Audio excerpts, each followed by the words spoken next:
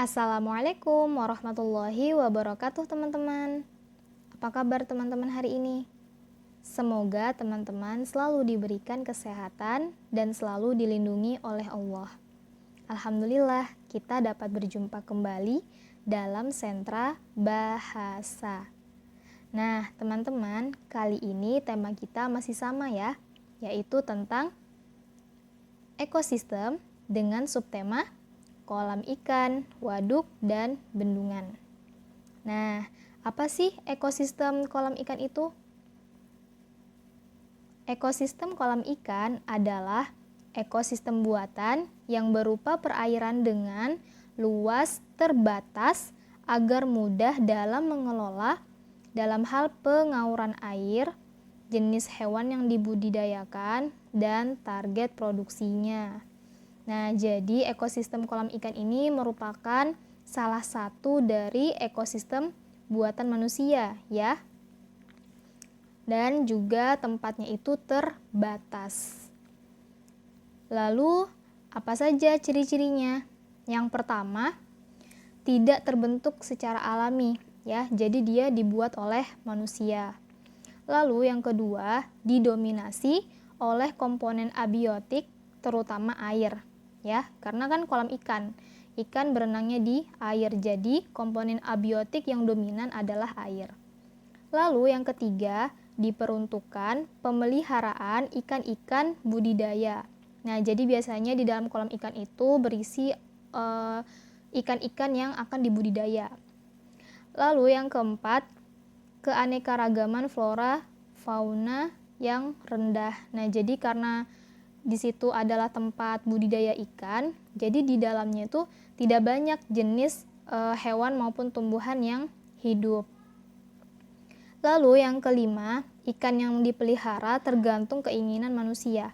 Nah, karena dia buatan manusia, ya, ekosistem buatan manusia, maka manusia juga bebas untuk mengisi dari ekosistem kolam ikan ini ikan apa saja. Nah, seperti itu. Dan yang terakhir, rentan pencemaran akibat ulah manusia. Nah, iya karena kalau misalnya manusianya sendiri tidak merawat ekosistem kolam ikan itu, maka ekosistem kolam ikannya akan kotor ya, akan tercemar. Nah, seperti itu. Lalu, fungsinya apa sih? Nah, fungsi dari ekosistem kolam ikan ini yang pertama, sebagai sarana budidaya ikan. Nah, jadi para petambak ikan ya, mereka menggunakan ekosistem kolam ikan untuk budidaya ikan. Lalu yang kedua, meningkatkan hasil budidayanya. Jadi di dalam kolamnya itu ada ikan apa nih? Misalnya, ikan nila. Nah, berarti para petambak ikan ya, orang-orang yang membudidayakan ikan, mereka akan meningkatkan hasil budidaya ikannya itu di kolam ikan tersebut. Nah, selanjutnya kita ke ekosistem waduk atau bendungan. Nah, teman-teman, ekosistem waduk adalah salah satu ekosistem buatan juga ya. Nah, dia berupa bangunan, penahan, dan penimbun air yang digunakan untuk berbagai kebutuhan manusia. Nah, teman-teman lihat pada gambar, itu ada tulisan waduk dan bendungan ya. Nah, waduk itu adalah wadahnya, tempatnya air berkumpul. Nah, sedangkan bendungan itu penahan agar airnya tidak lari kemana-mana. Nah, seperti itu ya teman-teman. Jadi, ekosistem waduk atau bendungan ini merupakan ekosistem buatan dari manusia. Lalu, ciri-cirinya apa saja? Oke, ciri-ciri waduk yang pertama adalah memiliki sistem terbuka, yakni faktor luar yang tidak bisa dikontrol. Yang kedua, dibuat oleh manusia untuk menampung air. Yang ketiga, memiliki keanekaragaman hayati yang rendah. Yang keempat, komponen penyusun yang ada di dalam memperoleh energi dari luar ekosistem.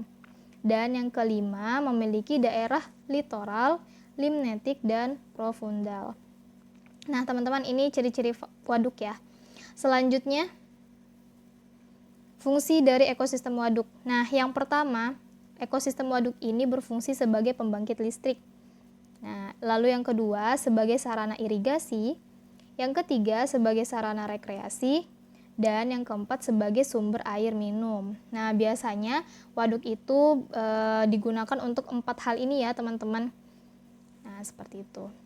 Untuk lebih lengkapnya, nanti teman-teman akan mempelajarinya di Sentra Sains dengan Ibu Upi. Oke, kita lanjut. Nah, teman-teman, untuk teman-teman kelas 4, hari ini kita akan membahas tentang pepatah ya. Nah, apa sih itu pepatah? Ini, pepatah adalah kiasan pendek serta tepat berisi kebenaran yang nyata dan tegas. Nah, di dalam Kamus Bahasa Indonesia, istilah pepatah diartikan sebagai suatu peribahasa yang berisi nasihat atau ajaran dari orang tua. Nah, jadi pepatah itu seperti peribahasa ya, teman-teman. Jadi dia masih masuk dalam peribahasa, tetapi dia berasal dari nasihat atau ajaran orang tua. Nah, contohnya yang pertama, air hening menghanyutkan. Berarti orang yang pendiam tetapi memiliki banyak ilmu. Nah, itu salah satu contoh pepatah ya. Lalu yang kedua, setinggi-tinggi bangau terbang, hinggapnya ke kubangan juga. Nah, berarti walaupun kemana juga seseorang pergi, kelak tentu kembali ke negeri sendiri. Nah, itu artinya ya. Lalu yang ketiga, lempar batu sembunyi tangan. Artinya, melakukan suatu perbuatan tidak baik kepada orang lain, tetapi berpura-pura tidak tahu. Nah, ini pepatah ya teman-teman, peribahasa yang berisi nasihat atau ajaran dari orang tua. Oke teman-teman, bisa dipahami ya pengertian dari adanya pepatah.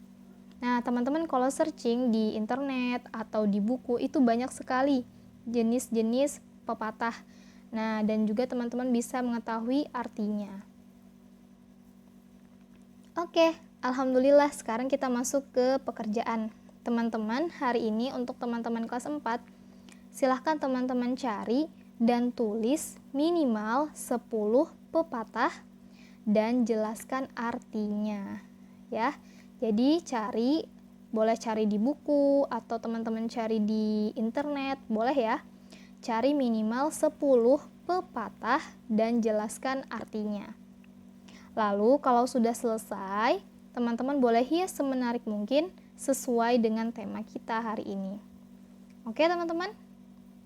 Oke, semoga teman-teman diberikan kemudahan untuk menyelesaikan pekerjaan hari ini ya. Busuk tutup. Billahi taufiq wal hidayah. Assalamualaikum warahmatullahi wabarakatuh.